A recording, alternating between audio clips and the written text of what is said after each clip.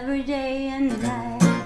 Hello, welcome to another episode of Constitutionalist Podcast.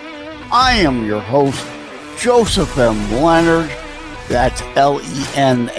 It looks French. It's not. It's Leonard without an O. Thank you for tuning in. As Graham Norton used to say on his show, let's get on with the show! Special segment for February and March midweek drops. Normally Saturday monologues and normally a guest appearance on a Wednesday. February and March, 2 a week, Tuesday and Thursdays, in order to get caught up on some interviews that have been stacking up. Enjoy. Hello, everyone. Welcome to another episode. What are we up to? 3 million? No, we're close to that. But only in my third season.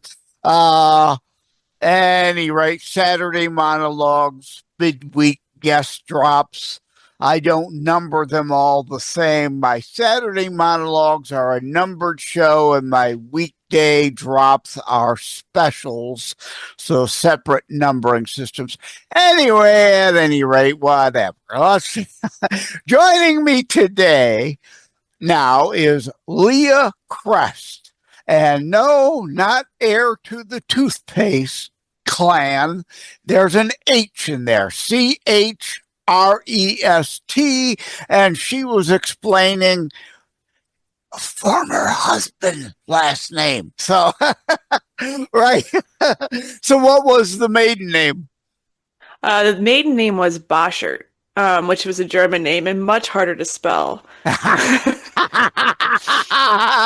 Okay, so from Leah's bio, I got believer that knowing we are in God changes everything. Author of It's Okay to Be Okay, Christian Grief Recovery, At the Edge of the Jordan, narrative fiction on NDEs, near-death experiences. Had a couple shows on that, so we'll get into that. Christian meditation teacher. Had a couple shows on meditation. Christian mother. But before we get into any and all of that, let's back this truck up, right? Beep, beep, beep. Where were you born and raised, and where are you now? And, you know, any significant places you've been in between and whatnot?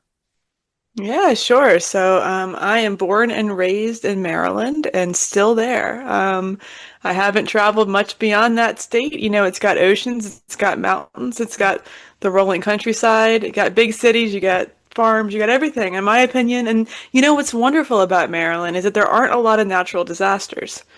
And it's a very unique state. There's not a lot of tornadoes. Hurricanes we get are very mild. No earthquakes beyond little tremors. I mean, it's just pretty safe. It's a really safe place to live. No, and you have everything. Hey, that sounds good. Yeah, I mean, Michigan, we have tornadoes. We have all the lakes. We have floods all the time. So, yeah, the last real major hurricane that went up that way was in 1908 that went, wreaked havoc in New York. But in 1908, there wasn't really a whole lot there in 1908. And you probably felt that in Maryland too, or not you, who might have been there. I mean, I didn't realize I was showing my age that much, Joseph. Yeah. Yeah, pardon. Yeah. Your great-grandmother might have known. Correct. So indeed, at any rate, let's just tackle them in order. Believer that knowing we are in God changes everything. I like that. Have at it. Yeah, so if you have a true faith, and I would say that I think we all have to arrive at that in our own way, because we can be taught endlessly. Free will, self-realization. You can't force someone to be a Christian at the barrel of a gun, or it's not real. even if you come to believe for whatever reason, you have to really deeply believe, to know it's true at the bottom of your heart. That takes time for most people. I mean, some people are just born with that kind of, knowing. And other people, like, I mean, I spent most of my childhood and young adulthood believing because that's what my parents believe. It's what my culture believed, but I didn't believe it for myself. I followed along. I got confirmed when I was 13, and I was in a Christian Bible study and went to church every Sunday, but I didn't have that unshakable confidence, Right. That was until life more or happened. less nurture and the family. It was part of the family structure, part of just Right. what the family did. And until you yourself, John, born again, our confirmation as Catholics are supposed to be that born again, where we affirm and accept our faith and welcome in Jesus ourselves. But even then, as you're alluding, at that age, it's still almost kind of just going through motions. Yes, and even if like I genuinely wanted to go through the process and I did claim it as my own, but there's still that, well, I think it's real, but how do I know? And I think that's something that if you are on the fence, it's a prayer worth making. If you pray from the bottom of your heart, God, help me to know this is true. Help me to have that relationship with you. That's a prayer God always answers. It might take longer than you think because God's timeline is not our own. But if you genuinely are seeking, right, God will be there. And so And that it was may kind of my not journey. come in the form of the sky opening, the clouds parting, and literal beams coming down and telepathically telling you something. Right. Right. It, we have to want to see it and be open to Yes. seeing it and wanting to receive it and noticing the signs and miracles and not just dismissing them. Exactly. Yes. You have to have ears to hear, eyes to see, and ears to hear, as Jesus says. And so, with that said, I mean, I went through that journey in my late 20s, early 30s, where I went from doubting to believer. And for me, it was reading near death experiences. That's what God led me to. And, reading those, I read, 500 of them. I read more than that, but about when I wrote the book on it, I read about 500. And since then, probably another 100, 150. But, at a much slower clip. But that's what I just was, to me, undeniable. When I started reading these and seeing the theme of God's love over and over and over again. And then I had some really hard experiences to write off as coincidence in the years that followed that really Mm. cemented it for me. I never had a near death experience myself, but I had what would be called spiritually transformative experiences. So, I didn't leave my body, nothing like that, but I definitely have had experiences that cannot be explained otherwise. Yeah. Oh, I Um, hear you. yeah. I went through that when I was younger, but yes, I do not have any recollection of it. But indeed, a car accident I passed was brought back. I don't remember any lights or visits or anything, but I know I was on the other side for a period of time and brought back. And even I've had atheist Liz Enton on the show discussing afterlife from a non-believer standpoint. So, Mm-hmm. that was a really interesting discussion. And as I think season one early on, people could check back in the catalog on that. And I've had others that have talked NDEs. It is really interesting how much of that's chemical, how much of that is spiritual, how it's like Right. alien visits. Well, are you preconditioned to think you see an alien that would look like that and it's the mind playing tricks? Or we can't really fully ever truly know? I hear you on that. So my late husband, at the time that I was writing the book, he did not believe in them at all. And we would have debates on it. And, I understand that from a scientific perspective. You can do things with the brain, like put signals into the brain and create an out-of-body experience. You can do that. So I'm not a denier of the That's scientific kind basis. of a difference than actual death, though. Like, right? What Absolutely. what are they? I can't remember the term, but I myself, when I was younger, had that psychotic, psychic, but pun intended. People do call me psychotic, and they may not entirely be wrong. But no, I used to have that psychic ability to run in the family, the ability to astral projection, to Oh, wow. leave the body and go somewhere else.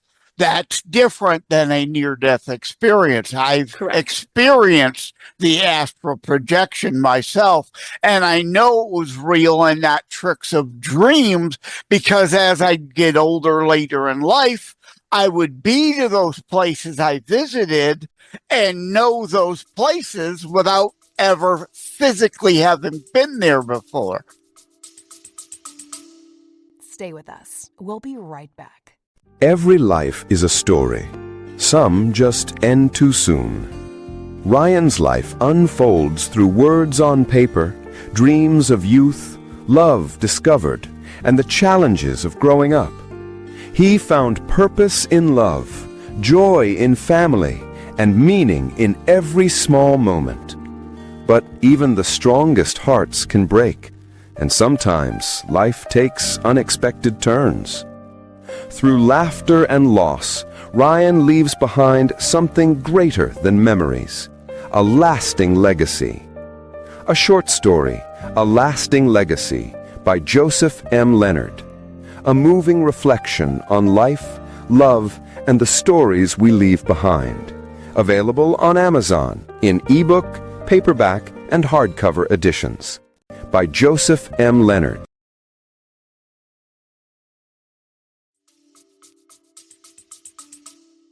And I think that's exactly what you're getting at. And that's kind of, to me, the proof that our consciousness is not just in this body. It's something beyond that. And to me, that's proof of God. It's something beyond us. And NDEs are similar in that these people, when they leave their bodies, they see and experience And things again, that they near-death can't. experiences, NDEs, near-death experiences. Right. Yep. Thank you for clarifying. Yeah. But then the other piece that really strengthened my faith was just the conviction of when these people came back, the conviction they had about the loving creator, the conviction they had about a lot of other aspects. And again, I'll save that for the book. Yeah, not all go that way. Like one I had on had really traumatic NDE. It was not love and rainbows and lollipops. So right. And I do, in my book, I address that. So for sure, there's a percentage, I think it's like under 10%, but there is a percent that do experience that. And some of them experience both. You start off in the hellish and then you cry for help and get pulled out. Yeah. So, I mean, there's definitely, I say read and explore for yourself. But for me, for someone who was so on the fence about God's existence, to have that, read these and see, even in the hellish ones, there is a theme that kind of comes through, that we aren't just this. This is not the end. There's something beyond this. Our consciousness goes beyond. And what we do here, there's a purpose to our life. There is a deep-rooted purpose. And we are cared for. Even, like, I personally, I believe that a hell exists, but it's only if we move away from love and we're in fear. If we are in a place of love and not of fear, we go to the love. Right. That's what, and we do create our own realities with the help of God. We are creating our experience on earth with God's guidance. I talk about the Bible, the whole Bible in full context, but we are but children to what God is. God doesn't owe us all the answers. Exclusion does not mean preclusion.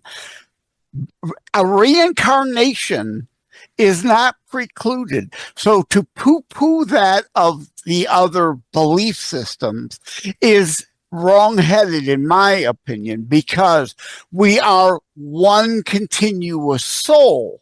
The Bible doesn't say that then potentially we can come back several times, to be given another chance on this planet to prove our soul's worth into the book of life.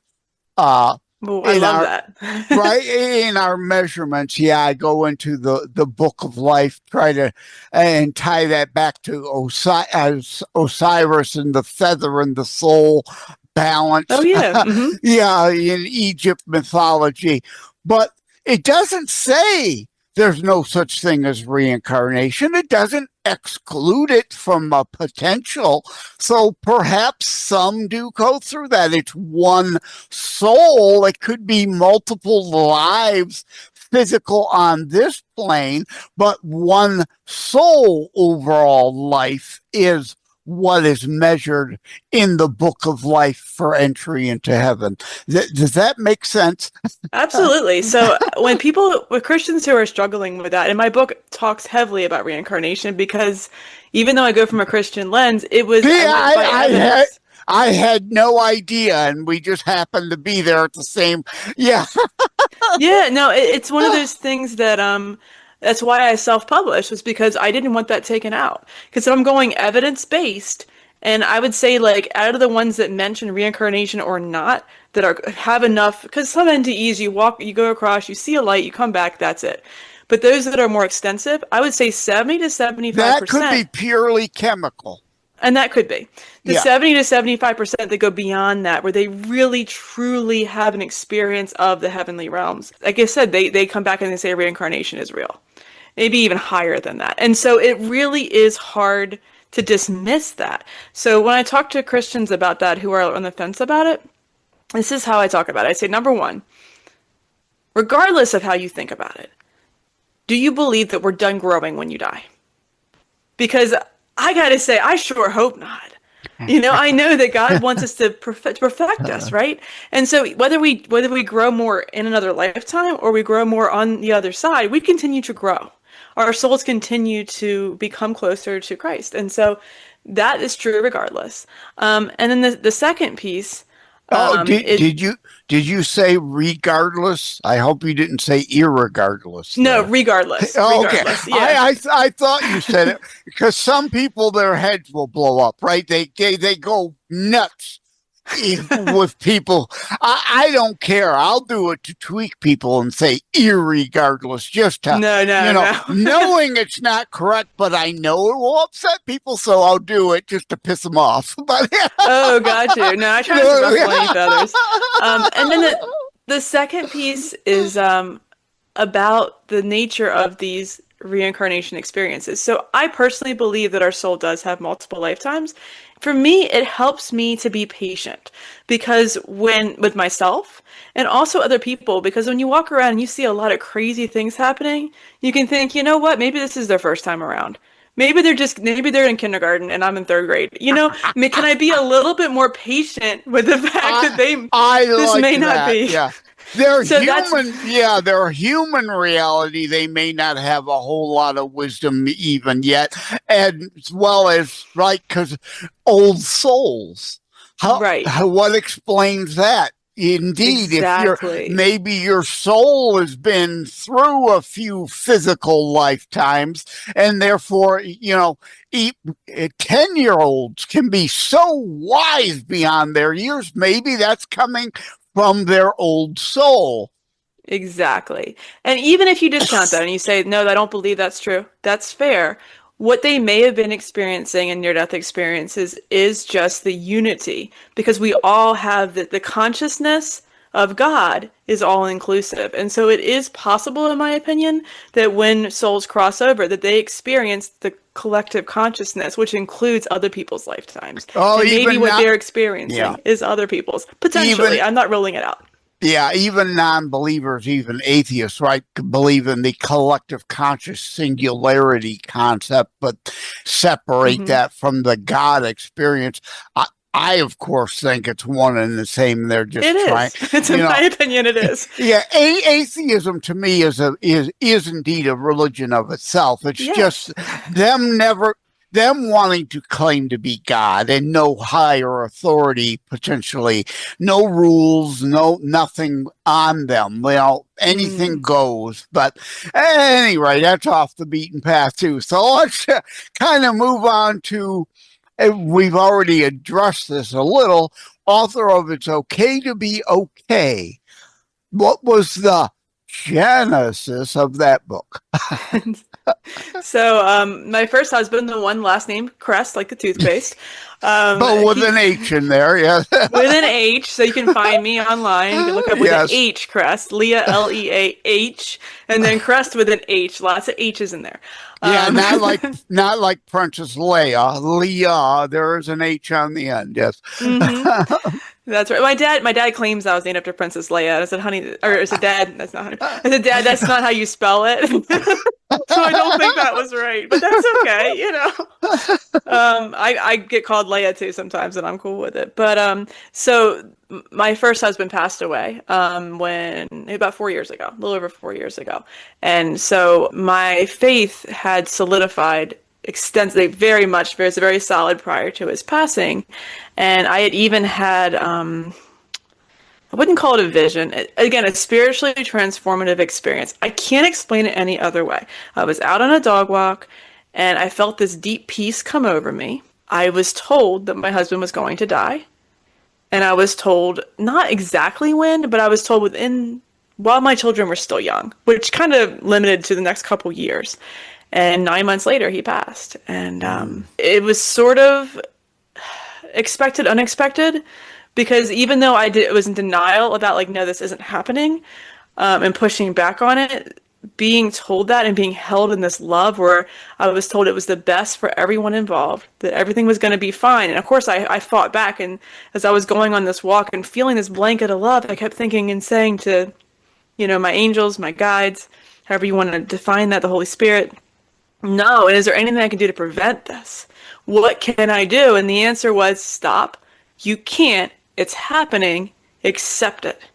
And so I got to the point where I just internally, even if it was subconsciously, on the subconscious level, was preparing and figuring out what I was going to do without him if it happened.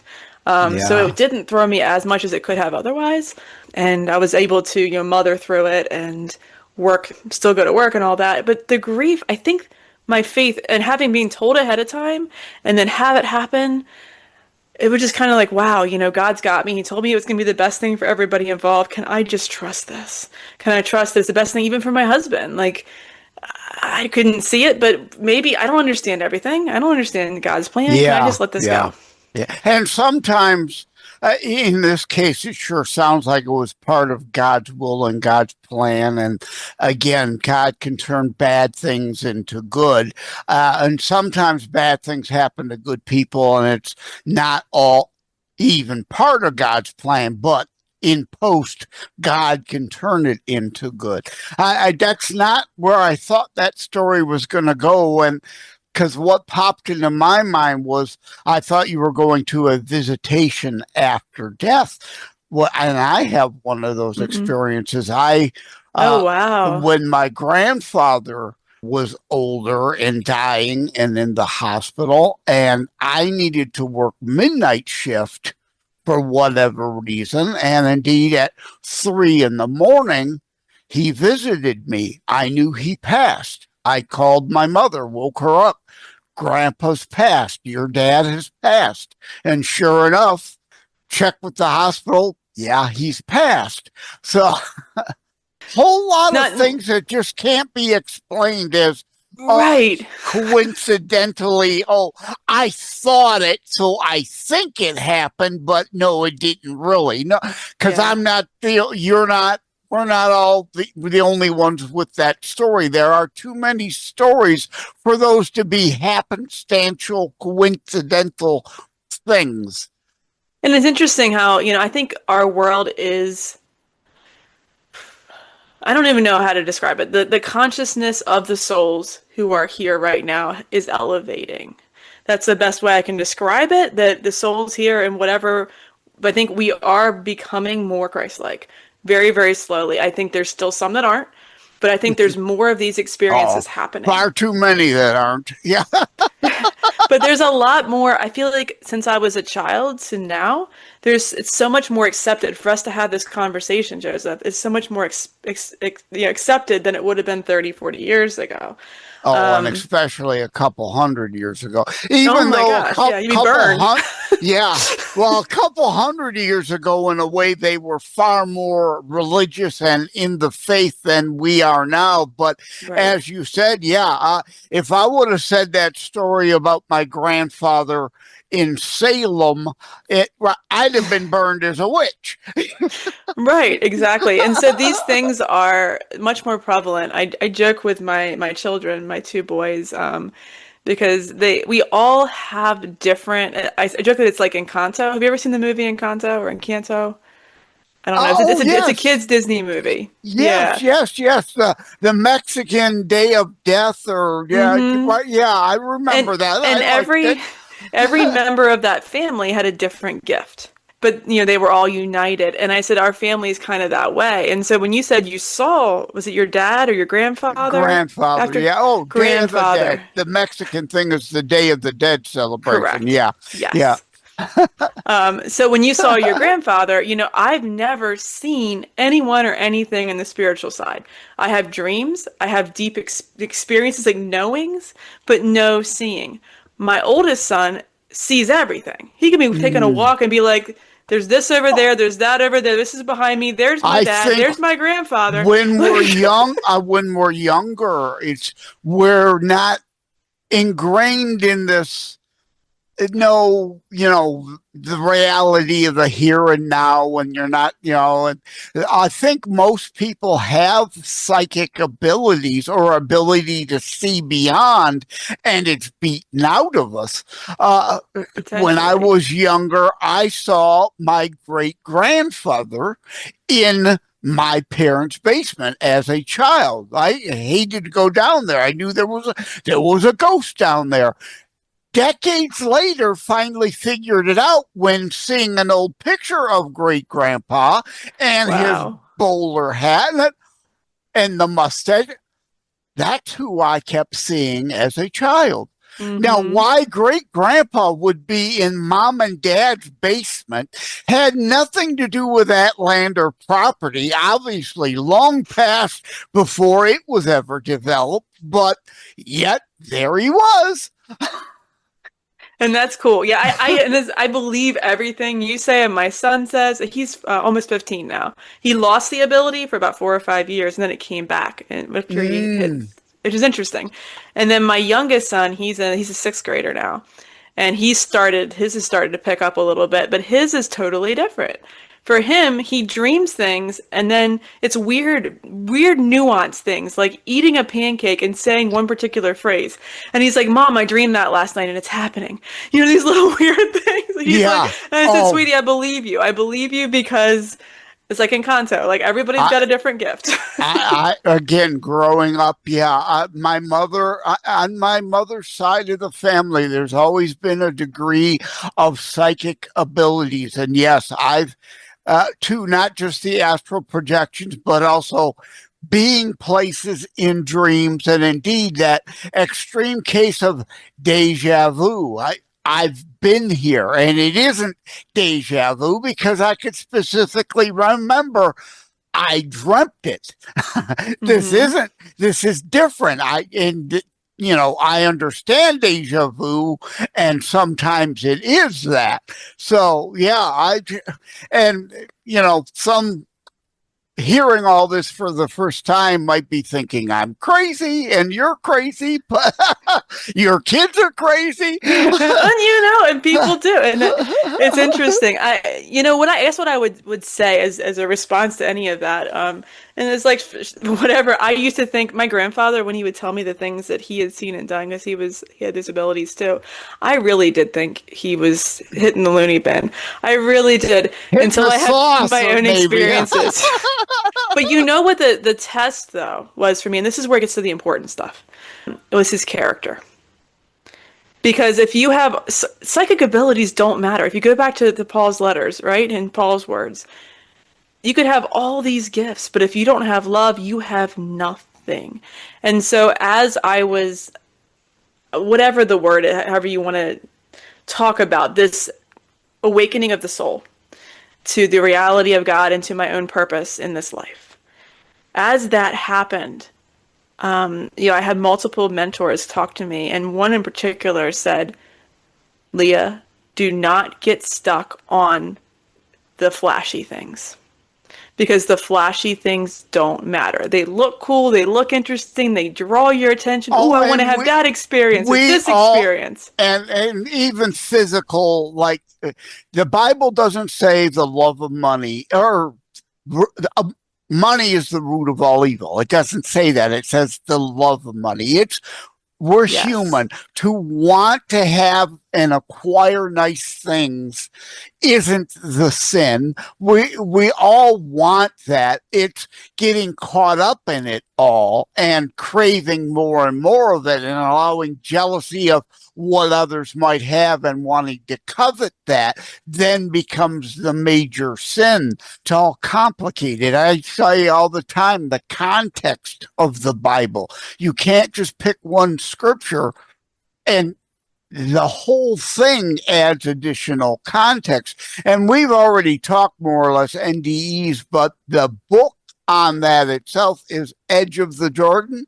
At the edge of the Jordan River, right? And when you cross over the Jordan, Yeah, or the river Styx. Yeah. Well, I was keeping it Christian, but we all have rivers in there. Yeah. Well, again, I don't want to poo-poo the other face. I'm saying the concepts overall. Yes. Exactly. No, it is. It's a similar context. It's just rivers, It's crossing the river. And and speaking of the river, I'm here in Detroit, so it's the Detroit River. Anyway, whatever, just the way my idiotic OCD brain works. Christian meditation teacher. Well, that ties right into what we were talking about, because I was talking about love and being centered in love. And you can go after all the flashy stuff. And when you talk about spirituality, it is so easy to either judge or be attracted to these so-called abilities, these psychic things, these experiences. And in the end, I could give up every single one that I have. I do not care about them. They are, as Paul says, this, I don't care. It's nothing compared to the love of Christ. Christian meditation, all that is being able to sit and just be in the love of God. That's really all it is. And so I talk about when we pray, that's one side of the conversation, right? You're talking to God or at God, depending on your prayer practice. But rarely do we sit and listen and have the other side of the conversation. That brings to mind, though, and I got to interject. Well, let me back up. So two things, because I don't think I've made that thought proper, right? The Bible doesn't say money is the root of all evil. It's the love of money and then all those other things and being caught up in the trappings. And the other thing, kind of what you're referring to, you can pray at God. You may not always get an answer. As the Garth Brooks song says, it doesn't mean he doesn't care. Sometimes I thank God for unanswered prayers, right?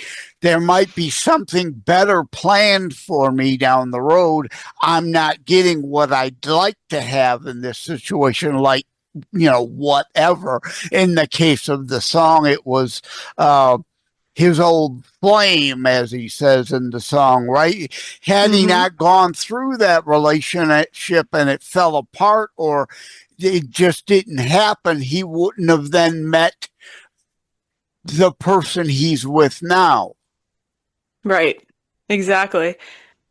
For sure. That sense of being able to speak your mind to God, to have that full, like David does in the Psalms, transparency, full reality, authenticity is the word I was looking for. You're authentic with God, but then you shut up and you stop and you go into your heart. You let your attention rest in your heart and you just wait. And if you're doing this for the first time, it's going to be really weird because you're not used to sitting and just listening. But eventually it becomes, after I've done it for, years now, probably 8 years, maybe longer. But it's like my favorite time of the day. And that's the one thing. You could take anything from me, literally anything or anyone out of my life. I trust God with everyone and everything. I'd be fine. My health, whatever. Take it if you need to, God. Do not take me from your presence. Because the feeling of what I feel in meditation, when I just feel and just held in that love, and I never knew I could experience that. That's that part of it's okay to be okay. When you are in that, it doesn't matter what's going on around you, you're okay because you're held. You're held in that love. And that's what meditation does. And the difference between Christian meditation and other kinds of meditation, which are also wonderful, I'm not throwing stones. Right. Well, I had someone on talking meditation, and of course, what comes to mind? Buddhism. Right. Right? Yes. You don't poo-poo it just because your immediate thought goes to Buddhism. That Right. as a tenet of philosophy versus Buddhism as a faith is very valid and good. Yes, absolutely. And although typically more Buddhist meditation, from my understanding, and when I did practice for a while, is more a clearing of the mind, a stilling of the mind. And although that tends to happen in Christian meditation, the focus is on the heart. And so instead of focusing here and watching the thoughts pass by like clouds, which is a beautiful practice. It's a beautiful practice. I highly recommend that too. I rest in my heart and I just focus on the love of God in my heart. It's a little different. And for me, I prefer it. I like sitting and basking in love. I think it's wonderful. Well, and then you can pray from that space too. Yeah.